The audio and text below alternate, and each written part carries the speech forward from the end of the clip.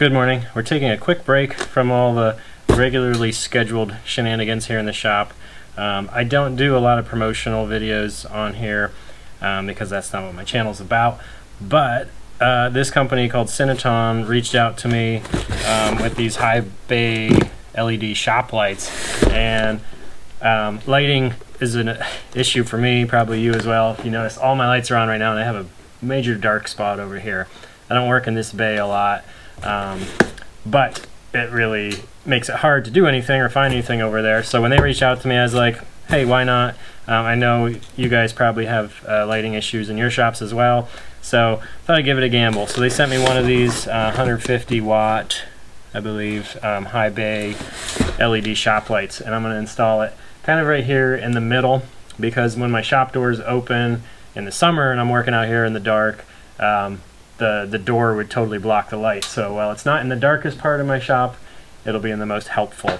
So as you can see in here, I have a lot going on right now, but lighting is going to make it go faster. So we're going to pause. I'm going to unbox this, show you what it looks like, and go from there. Turn it on and see what it does before and after, but let's get right down to it. I had never actually heard of this company before, and if you're like me, you're probably leery when you're buying something from a company you haven't heard of, but I did look them up. They've been doing lighting for 15 years, and there are lots of reviews. They have a YouTube channel, Amazon store, all that kind of stuff. So they're legit, and the lights look pretty good, so it's worth a try. So I'm going to post this video now, and then in a future video I'll update you on if it's still working and if I like it. So initial out of the box, it's got some weight to it. This is all cast aluminum, so I'm guessing that acts as a heat sink. There you can see all the rows, circular rows of LEDs behind some sort of like polymer lens, I would say. So all aluminum. I don't really know what these wires are. I guess I could read the instructions. Maybe it's if you're linking together. And then a cord. That's going to be a concern for me. It has just a regular 110 plug, so you don't have to hardwire it, but you could. I have outlets up in my attic that come on and off with the switches.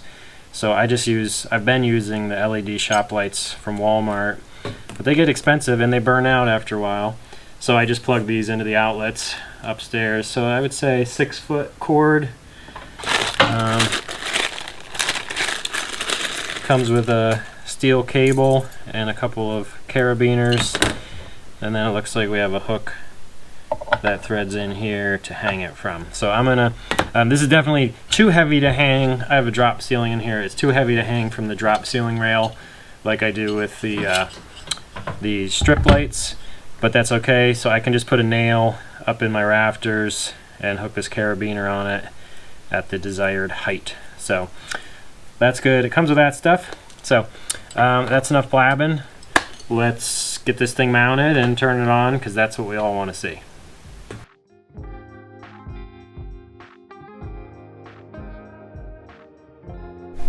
So here's a current view of my messy shop. I do most of my work here. You can see I've got a big dark spot there. Remember what I said about the doors? So that light gets covered up when the door is open. And these Walmart shop lights are great. They're only like 17 bucks, but this one's only a year old and half of one of the strips burnt out. So I have a big dark spot over here.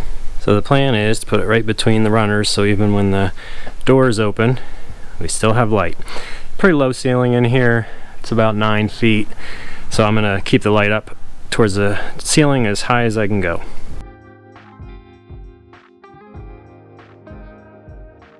Well, the install was about as easy as it can get. I used little carabiners and the cable, and it's up there as high as I can go.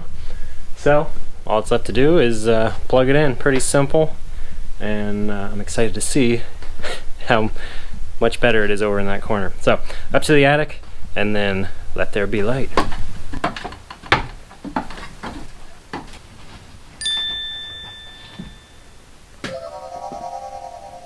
And God said, "Let there be light." Well, that sucker's pretty bright. I think the only problem is now it makes the rest of my shop look dark. So, definitely noticeable difference. I think it would be even better if I could have gotten it higher. But I may grab another one of these and put over there. But a lot of times I have stuff sitting here that I'm working on, and what a difference that will make. It's a very white light, which is nice.